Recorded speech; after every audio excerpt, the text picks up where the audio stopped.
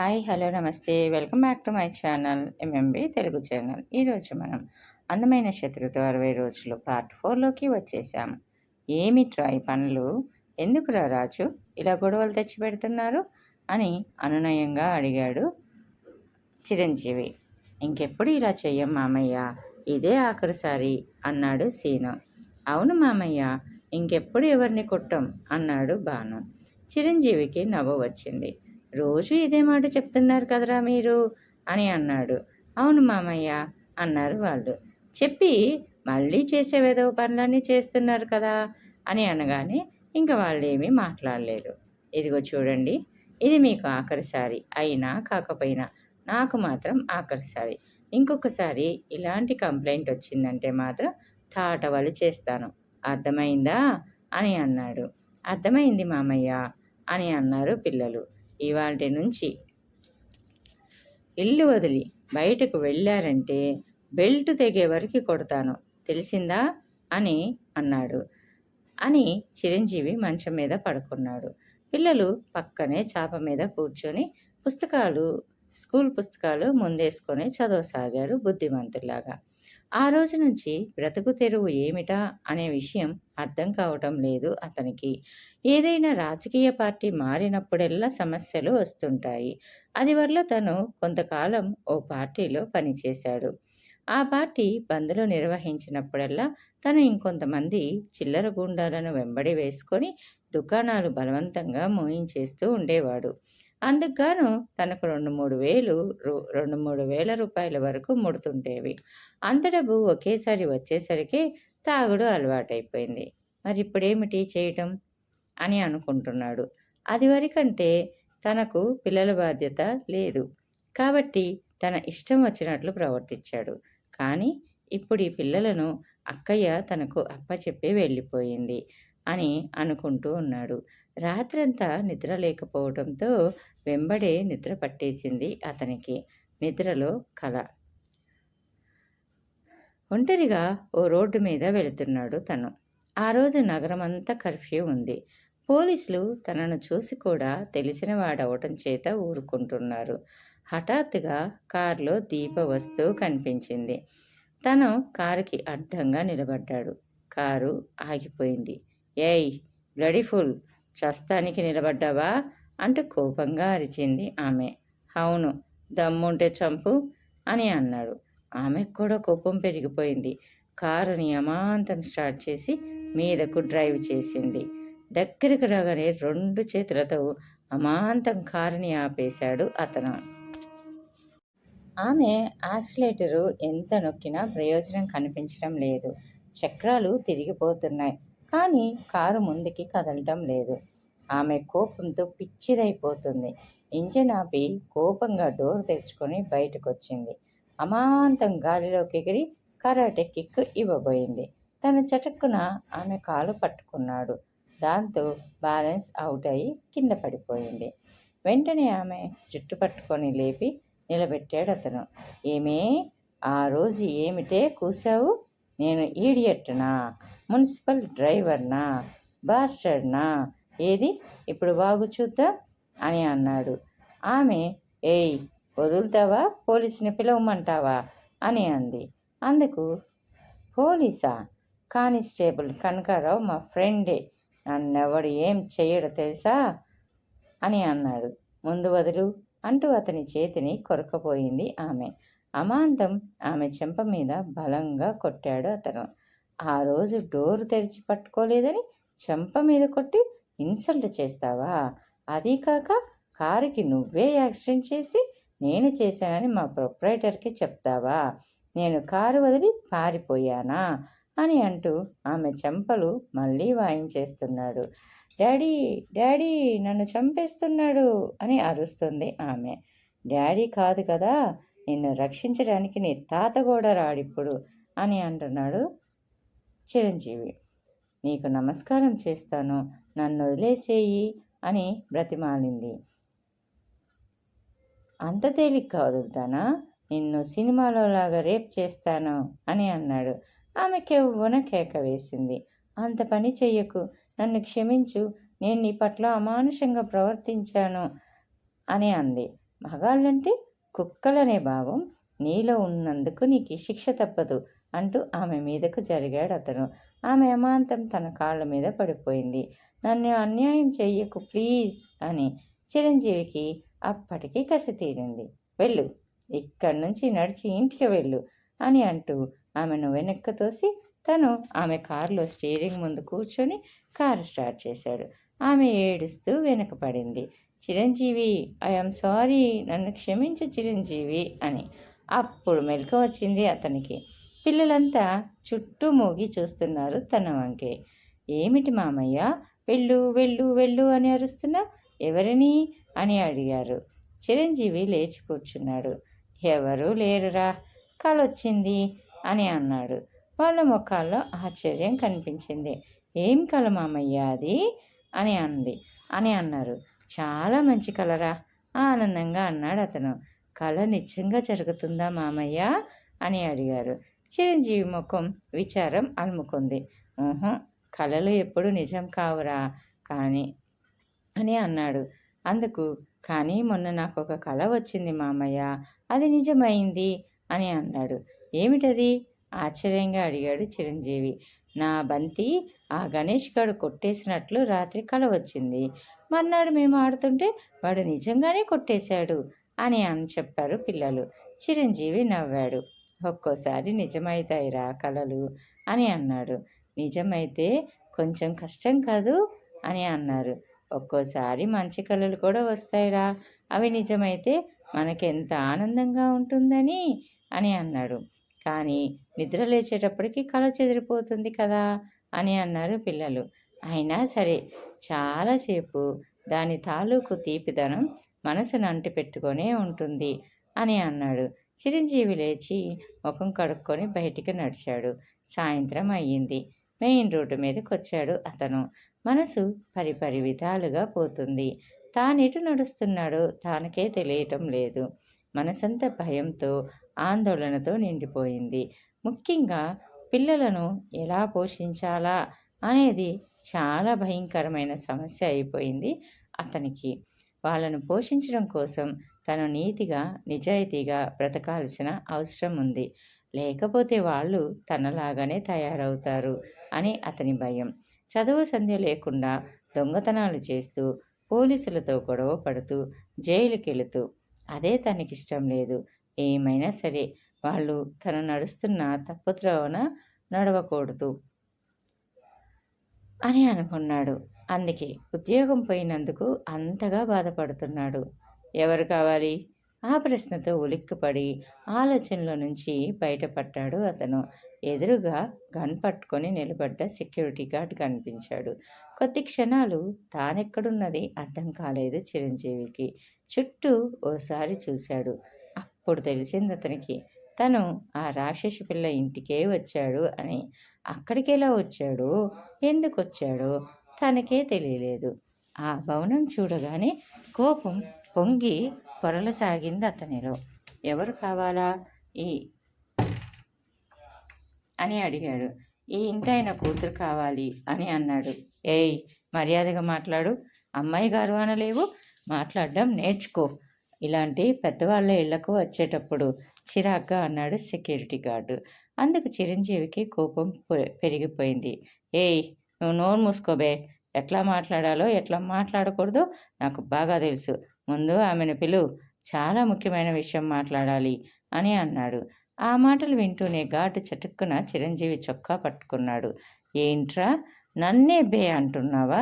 కుక్కను కాల్చినట్టు కాలుస్తా నిన్ను, జాగ్రత్త అని అంటూ ఉండగానే రెండో సెక్యూరిటీ గార్డు చప్పన అతన్ని వెనక్కి లాగేశాడు.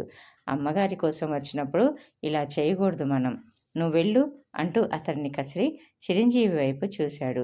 లోపలికెళ్ళు అన్నాడు సైగ చేస్తూ. చిరంజీవి ఆ భవనంలోకి నడిచాడు. ఓ నౌకరు వచ్చి అతని పేరు అడిగి లోపలికెళ్ళాడు. 5 నిమిషాల తర్వాత వచ్చింది దీప. ఇప్పుడు ఆమె గెటప్ పూర్తిగా మారిపోయింది. ఎవరు నువ్వు అంటూ పరీక్షగా చూసింది.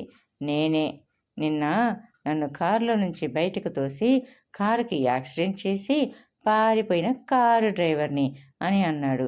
ఆమె కళ్ళల్లో ఒక్కసారిగా ఎరుపు రంగు వచ్చేసింది. ఎందుకు వచ్చావు మళ్ళీ అని అడిగింది కర్కశంగా. మీరు చేసిన దురాఘాతం వల్ల నా ఉద్యోగం పోయింది.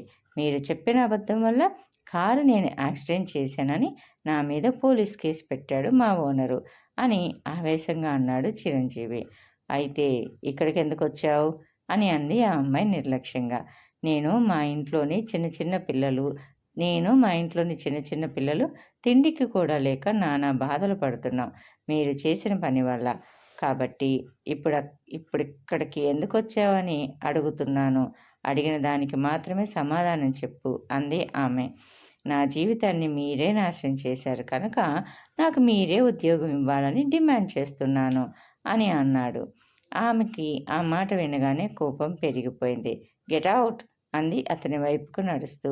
మా ఓనర్కి ఫోన్ చేసి తప్పంతా మీదేనని చెప్తారా లేదా అని అన్నాడు చిరంజీవి. బాస్టర్డ్, బయటికి వెళ్తావా లేదా అని అన్నాడు. నేను వెళ్ళను అని అన్నాడు చిరంజీవి. హఠాత్తుగా గాలిలోకి ఎగిరి అతని మోకాల మీద ఇనుప కమ్మీతో కొట్టినట్టుగా తన్నింది ఆమె. అబ్బా అన్నాడు చిరంజీవి మోకాలు పట్టుకొని బాధగా. ఆమె గోడ పక్కకు నడిచి అక్కడున్న బటన్ నొక్కింది. మరుక్షణంలో 2 సెక్యూరిటీ గార్డులు గన్స్తో పరిగెత్తుకొచ్చారు. వాడిని బయటకు గెంటండి అని అంది. 2 గన్ను చిరంజీవికి గురిపెట్టారు. ఒకడు అతన్ని ఒక్క తోపు తోశాడు వెనుకకు. బయటకు నడవరా లేకపోతే చస్తావు అని అన్నారు. చిరంజీవి అతి కష్టం మీద ఆవేశం అణుచుకున్నాడు. ఏయ్, నీ అంతు చూస్తానే, ఎప్పటికైనా నీ పొగరనుస్తాను. నువ్వు నాకు చేసిన అన్యాయానికి రెట్టింపు అనుభవించేటట్లు చేస్తాను అని అన్నాడు.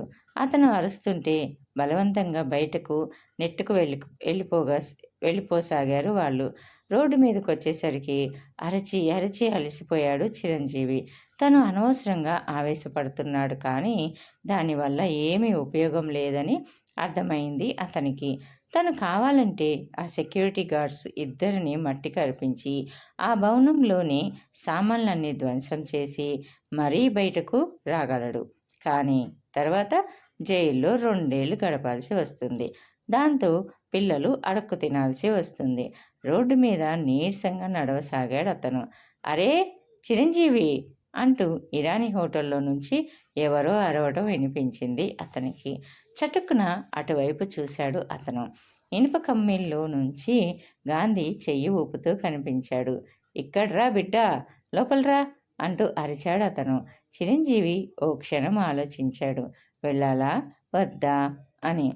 గాంధీ ఆ ఏరియాలోని చాలా పెద్ద దాదా. ఒక ఎలక్షన్లో తామంతా కలిసి అతని కింద పనిచేశారు.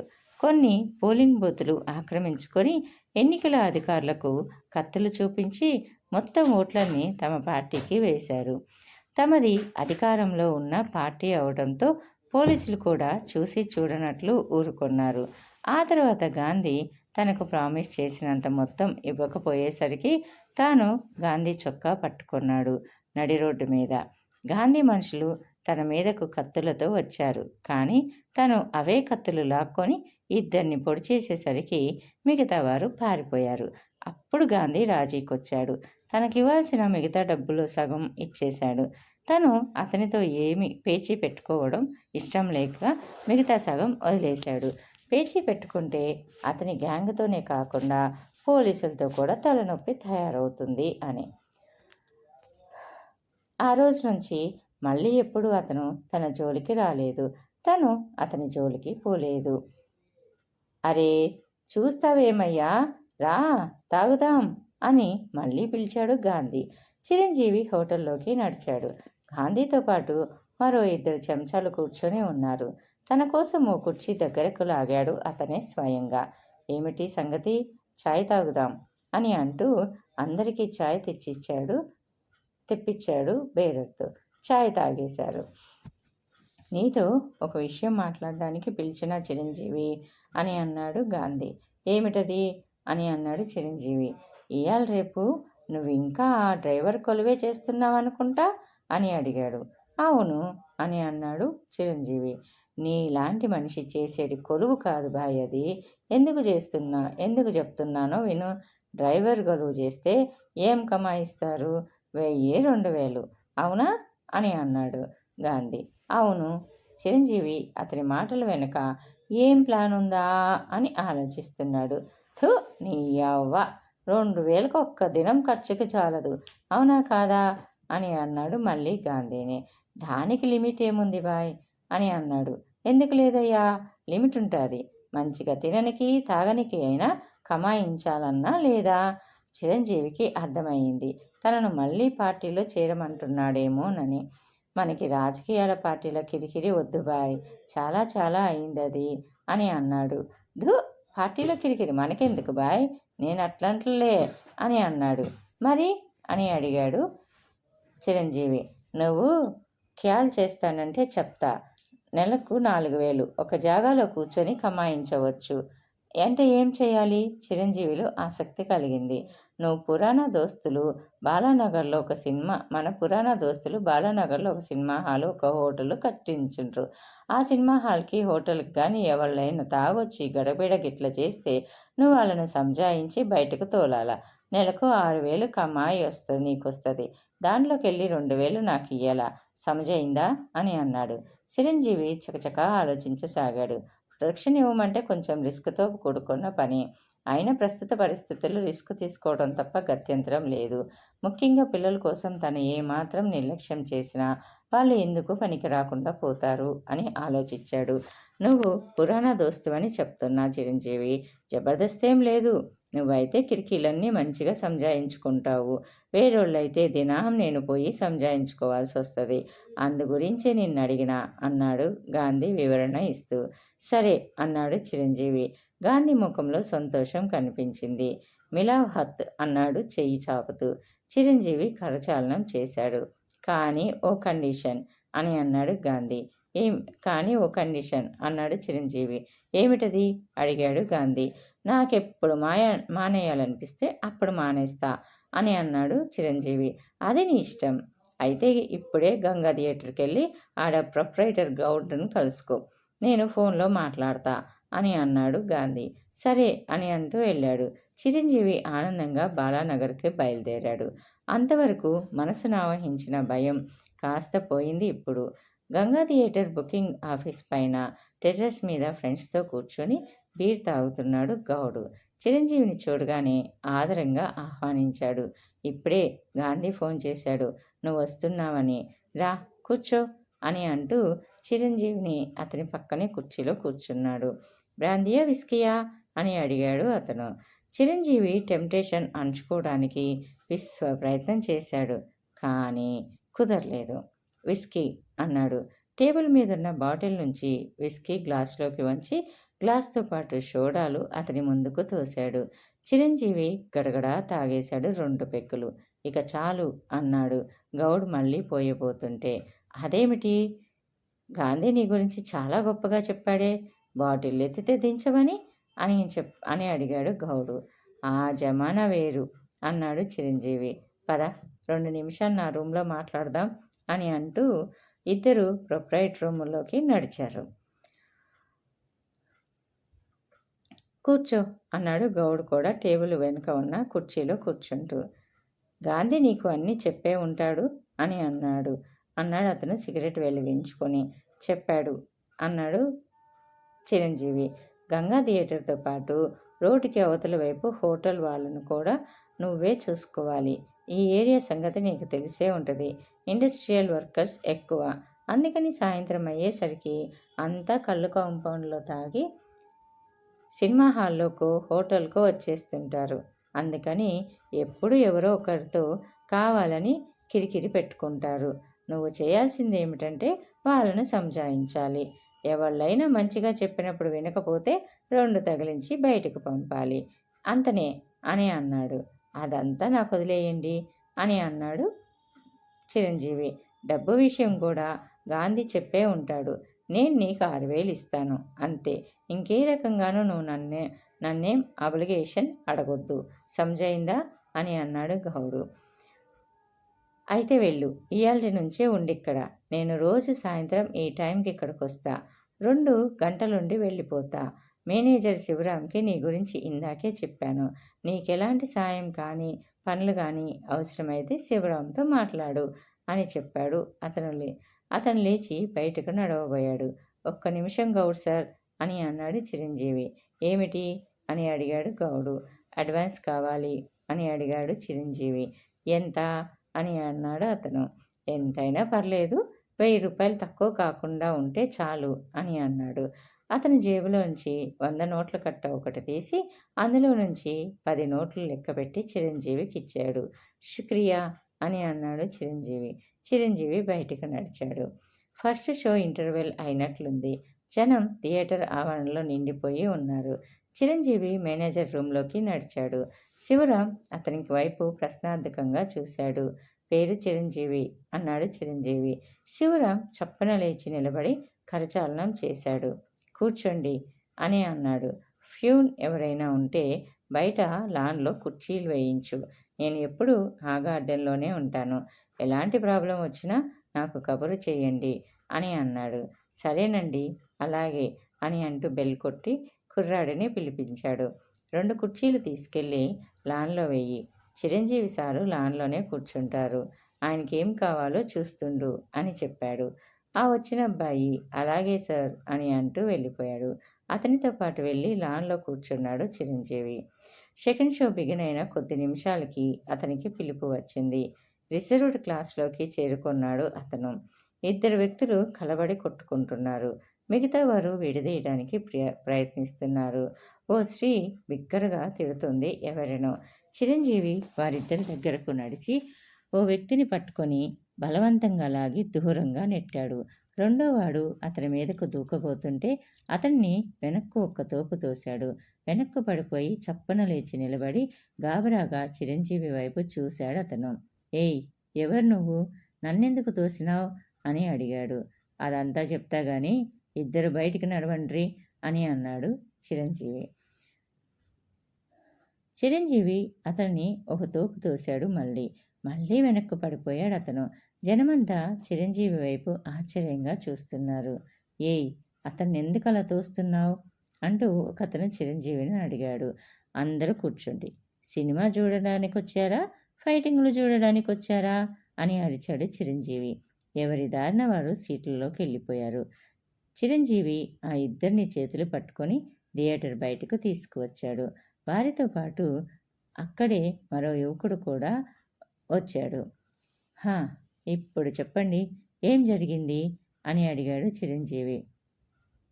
అందుకు వాళ్ళల్లో ఒకతను, ఇతను మా లేడీస్ భుజం మీద వెనుక నుంచి చెయ్యి వేశాడు అని చెప్పాడు. ఒకతను, నేను వేయలే అన్నాడు రెండోవాడు. ఏయ్, అబద్ధాలు చెప్పడానికి సిగ్గుండక్కర్లేదు. మొదటిసారి పొరపాటున వేశాడేమో అని ఊరుకుంటే రెండోసారి మళ్ళా వేశావా లేదా అని అన్నాడు. నేను వేయలే, ఎవనికి చెప్పుకుంటావో చెప్పుకో అని అన్నాడు రెండోవాడు. అవు, మా వాడు చెయ్యి వేయలే అన్నాడు అతని పక్కన నిలబడ్డ మరొకడు. చిరంజీవి అతని దగ్గరకు నడిచాడు. మీ ఇద్దరు దోస్తులా అని అడిగాడు. అవును అని అన్నాడు. అందుకని సపోర్ట్ చేస్తున్నావా అని అడిగాడు సపోర్ట్ చేసిన అతన్ని. బరాబర్ చేస్తా, నువ్వేమంటావు అని అన్నాడు. అతని మాట పూర్తి కాకుండానే అతని చెంప చెల్లుమంది. వెనుక ఉన్న ఫెన్స్ మీద పడిపోయాడు అతను. అది చూసి రెండోవాడు వెనుకకు తగ్గాడు. ఆమెకి సారీ చెప్పండి అని అన్నాడు చిరంజీవి. అరే, మేమేం చేయలేదంటే సారీ చెప్పమంటావేం సంగతి అని అన్నాడు అతను. చెప్తావా లేదా అని అంటూ పిడికిలి బిగించి అతని మీదకు నడుస్తూ అడిగాడు చిరంజీవి. సారీ అన్నాడు అతను ఆమె వైపు తిరిగి. ఏయ్ తంబి, నువ్వు మీ భార్య హాల్లోకి వెళ్ళి మీ సీట్స్లో కూర్చోండి అని చెప్పాడు. థ్యాంక్ యూ బ్రదర్ అంటూ భార్యతో లోపలికి నడిచాడు అతను. ఎరా, ఇద్దరు సినిమా చూస్తారా, ఇంటికి వెళ్తారా అని అడిగాడు చిరంజీవి. ఇప్పుడే వెళ్ళి మా వాళ్ళని తీసుకొచ్చి నీ సంగతి చూస్తా అన్నాడు ఫెన్స్ మీద పడ్డవాడు లేచి నిలబడుతూ. పద, నేను వస్తా అంటూ ఇద్దరి చొక్కాలు పట్టుకొని తోసుకుంటూ హాల్ బయటకు రోడ్డు మీదకు నడిచాడు చిరంజీవి. 4 అడుగులు వేసేసరికి ఇద్దరు చిరంజీవిని ప్రతిమలాడటం ప్రారంభించారు. తప్పైపోయిందన్నా, సారీ, మమ్మల్ని వదిలేయి అని అన్నాడు. మరి ఎవరో నా మీదకి తోల్తానన్నారు కదరా అని అన్నాడు చిరంజీవి. సారీ అన్నా, ఇంకోసారి అట్లా మాట్లాడడం అని అన్నాడు. చిరంజీవి ఇద్దరు చొక్కాలు వదిలేశాడు. దారిని పోయే జనం పోగైపోయారు అప్పటికే. సినిమా చూస్తారా, ఇంటికెళ్తారా అని అడిగాడు చిరంజీవి వాళ్ళని. సినిమా చూస్తామన్నారు వాళ్ళు. మళ్ళా నకరాలు చేశారంటే ఇక్కడే ఖతం చేస్తా ఇద్దరిని, సమజయిందా అని అడిగాడు. అయిందన్నా అని అన్నారు ఇద్దరు. అయితే వెళ్ళండి హాల్లోకి అని అన్నాడు. ఇద్దరు తలలు వంచుకొని హాల్ వైపు నడిచారు. చిరంజీవి లాంచ్లోకి చేరుకునేసరికి ఓ కుర్చీలో గౌడ్ కూర్చొని కనిపించాడు. వెరీ గుడ్, చాలా మంచిగా డీల్ చేశావు. నిజం చెప్తున్నా, నిన్ను చూసి ఇందాక అండర్ ఎస్టిమేట్ వేశాను. నీకు చాలా హిమ్మత్ ఉంది అన్నాడతను ఆనందంగా. చిరంజీవి నవ్వాడు. మనం మంచిని సైడ్ చేస్తే హిమ్మత్ ఆటోమేటిక్గా వస్తుంది అని అన్నాడు. ఆ మాట నిజమే ఒప్పుకున్నాడు గౌడు. అన్నట్లు ఇంకో విషయం మీకు చెప్పడం మర్చిపోయాను ఇందాక అని అన్నాడు చిరంజీవి. ఏమిటిది అని అడిగాడు గౌడు. 6,000 జీతం నా చేతికి ఇవ్వాలి, గాంధీకి కాదు అని అన్నాడు. ఓకే, నాకేం ప్రాబ్లం లేదు అని అన్నాడు గౌడు. చిరంజీవి మరి కాసేపు అక్కడ కూర్చొని ఇంటికి బయలుదేరాడు. పిల్లలంతా నిద్రపోకుండా అతని కోసమే చూస్తున్నారు. ఏమిట్రా, 12 అయినా ఇంకా పడుకోలేదా అని అడిగాడు. లేదు మామయ్య, నీకోసమే చూస్తున్నాం అన్నాడు రాజు. ఎందుకురా అని అడిగాడు. నీ ఉద్యోగం పోయిందని కృష్ణయ్య అంకుల్ చెప్పారు, నిజమేనా మామయ్య అని అడిగాడు. అవునరా అని చెప్పాడు చిరంజీవి. అయితే మరి మనకి డబ్బెలా వస్తుంది మరి అని అన్నారు. ఇంకో ఉద్యోగం దొరికిందిరా, మనకేం పర్లేదు. ఇంకా మీరంతా రేపు స్కూల్కి వెళ్తున్నారు తెలిసిందా. మీ అందరికీ ఫీజు పుస్తకాలకి డబ్బు తీసుకొచ్చాను. ఇంక మీకేం పర్వాలేదు. మీ అమ్మ నాన్న ఉన్నప్పుడు రాజకుమారుల్లా ఎలా ఉండేవారో ఇక నుంచి అచ్చం అలానే ఉంటారు, సరేనా అని వాళ్ళ ముఖాల్లో ఆనందం కనిపించింది. అందరికీ బట్టలు కూడా కొనిపెడతావా మామయ్య అని అడిగాడు సీను. బట్టలు, బూట్లు, సాక్స్లు, స్కూల్ బ్యాగులు, యూనిఫామ్స్ అన్నీ కొనిస్తాను అనగానే కొద్దిసేపు ఎవరూ ఏం మాట్లాడలేదు. నిజంగానా మామయ్య అనుమానంగా అడిగాడు భాను కొద్ది క్షణాల తర్వాత. నిజంగానేరా, ఇదిగో డబ్బు అంటూ జేబులో నుంచి 1000 రూపాయలు తీసి చూపించాడు అతను. అయితే కలలు నిజమవుతాయి మామయ్య. మధ్యాహ్నం నిద్రపోయినప్పుడు నాకు కల వచ్చింది, మనం చాలా గొప్పవాళ్ళం అయిపోయినట్లు అని అన్నాడు. చిరంజీవికి తన కల గుర్తుకొచ్చింది. తను ఆ కోటీశ్వరుడి కూతుర్ని ఇన్సల్ట్ చేసినట్లు వచ్చిన కల నిజమవుతుందా అని ఆలోచించాడు. You are bloody fool, good for nothing fellow, useless idiot ఆవేశంగా అరుస్తుంది దీప. శ్రీరామ్ నిర్ఘాంతపోయి కర్చీప్తో ముఖం తుడుచుకుంటున్నాడు. అవమాన భారం భరించలేక.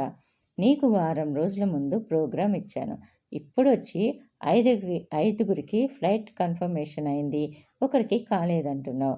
Any sense in that?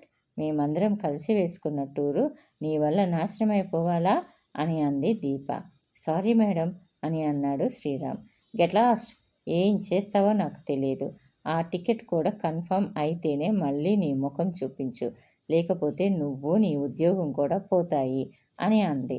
Sriram గాయపడిన హృదయంతో బయటికి నడిచాడు.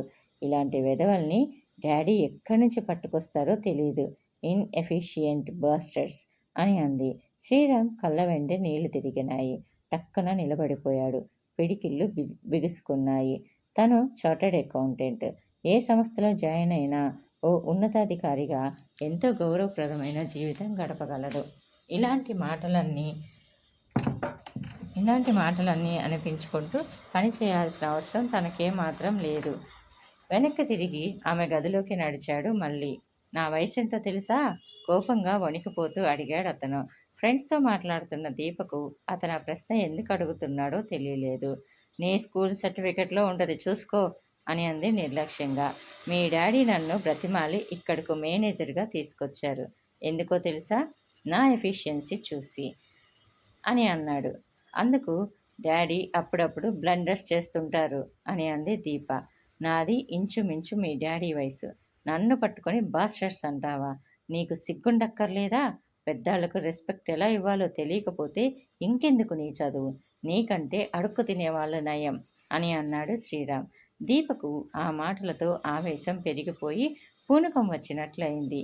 ఒరే బుడ్డా, గెటౌట్, నువ్వు మా దగ్గర పనిచేసే కుక్కవి, తోక ఊపుతూ కాళ్ళ దగ్గర పడి ఉండాల్సిందే కానీ పోగడానికి అధికారం లేదు. నిన్నిప్పుడే డిస్మిస్ చేస్తున్నాను పో అని అంది. నీ బోడీ డిస్మిస్ ఇక్కడెవడు నీ బోడీ డిస్మిస్కి ఇక్కడెవడు భయపడబోవటం లేదు. నేనే రిజైన్ చేస్తున్నాను. నీలాంటి పిచ్చిదాని దగ్గర పని చేయాల్సిన అవసరం